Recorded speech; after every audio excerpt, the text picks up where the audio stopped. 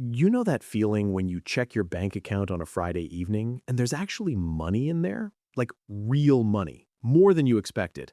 And for a moment, just a moment, you feel fine. You feel like everything is under control. Maybe you even treat yourself a little. Dinner out, something you've been putting off, a thing you deserved.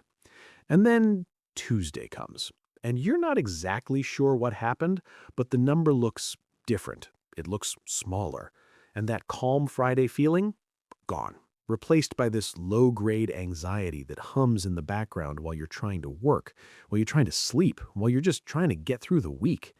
And the strange part is, your income didn't change, your bills didn't change, nothing structurally changed, but emotionally, you went from feeling fine to feeling behind.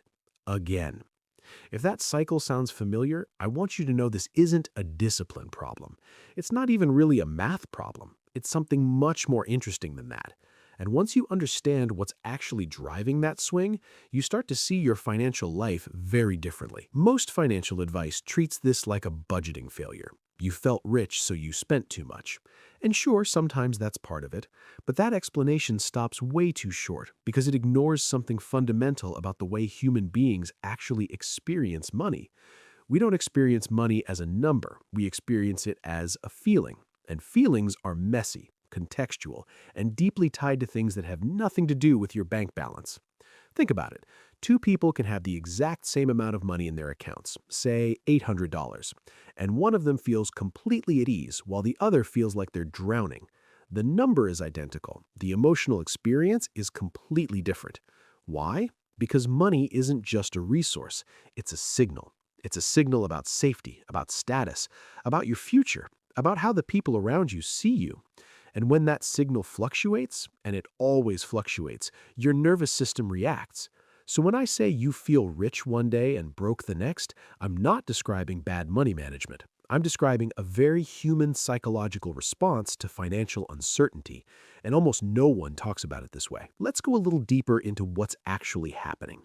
There's a concept in psychology called mental accounting, and it was largely developed by a behavioral economist named Richard Thaler. The basic idea is that our brains don't treat all money equally.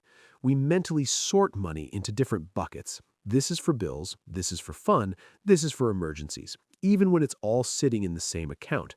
And we make decisions based on those mental buckets, not based on our actual total financial picture. So when you get paid, and let's say after rent and your usual expenses, there's $300 left over, your brain might quietly label that as free money, even if, realistically, you have a car service due next month or a medical bill sitting somewhere, or a friend's wedding you said you'd attend. Those things exist, but in the moment, they're in a different mental bucket, and the bucket in front of you says, available, safe, mine. So you spend from it, and it feels completely reasonable while you're doing it, because in your mental model, you're not touching anything important. And then the car service happens, or the wedding invite arrives with the hotel link attached, and suddenly those other buckets empty out, and everything collapses into one number again, and that number is smaller than it felt like it should be. That's not your responsibility. That's just how the brain manages complexity. We can't hold every future expense in active memory at all times, so we don't. And the gap between our mental model and reality is where the anxiety lives. But here's the second layer, and I think this one is even more important. A lot of us grew up around financial uncertainty. Maybe money was tight, maybe you watched a parent stress about bills, or you learned early that the good times didn't last, or that spending when you had it was smarter than saving because it might not be there later. These aren't irrational lessons. In certain circumstances, they were survival strategies, but they leave marks. They shape how your nervous system responds to money as an adult, even when your actual situation is different. There's a concept in psychology called the scarcity mindset, and researchers Sendhil Mullainathan and Eldar Shafir wrote about it extensively. When your mind is preoccupied with not having enough, even as a background worry, not an immediate crisis, it affects your cognitive bandwidth. You make shorter-term decisions. You focus on immediate relief rather than long-term planning. Not because you're bad with money, but because your brain is managing something heavier than just the numbers. And here's the part that really gets me. This scarcity mindset can persist even after your financial situation improves. You can earn more, save more, be technically more stable than you've ever been, and still feel the same low-grade financial anxiety you felt when things were actually hard, because the pattern is wired in. The nervous system doesn't automatically update when the bank balance does. So when I say you feel rich one day and broke the next, I'm not describing bad money management. I'm describing a very human psychological response to financial uncertainty, and almost no one talks about it this way. Here's where I want to offer a different way of looking at this. The goal isn't to eliminate that cycle. You can't just think your way out of a nervous system response. The goal is to understand it well enough that you stop making reactive decisions from either extreme. Because both ends of the cycle are dangerous in their own way. When you feel rich, you might underestimate what's coming and spend in a way you'll regret. When you feel broke, you might overcorrect, cutting things you actually need, avoiding looking at your finances entirely, or making fear-driven decisions that don't actually improve anything. Both states feel like clarity when you're in them, but they're both distorted. The shift I want to propose is this. Instead of trying to feel better about money, build a system you trust even when you can't trust your feelings. I know that sounds a little abstract, so let me make it concrete. The reason Friday feels different from Tuesday isn't just timing, it's information. On Friday, you have a full account and incomplete knowledge of what's coming. On Tuesday, the expenses have landed and the account reflects that. The problem isn't that you spent money, it's that the information you were making decisions from was incomplete, and you didn't have a structure to compensate for that. What bridges that gap is what most people call a budget, but I prefer to think of it as a financial picture, a single, honest view of where you are and what's actually committed before you decide anything feels free. Not a punishment document, not a restriction, just a map. And here's how that looks in practice, without making it complicated. The first thing, and I think this is the most underrated move in personal finance, is what some people call a spending preview. Before you spend anything on a Friday or payday, take 10 minutes and list out everything you know is coming in the next 30 days. Not hypotheticals, known things. Rent, subscriptions, that bill you've been ignoring, anything already committed. Subtract that from what you have. What's left, that's a closer version of what's actually free. It's not a perfect number, but it's a much more honest one than whatever your bank account is showing.